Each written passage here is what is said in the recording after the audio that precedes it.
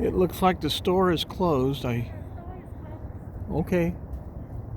And I don't know what to tell you.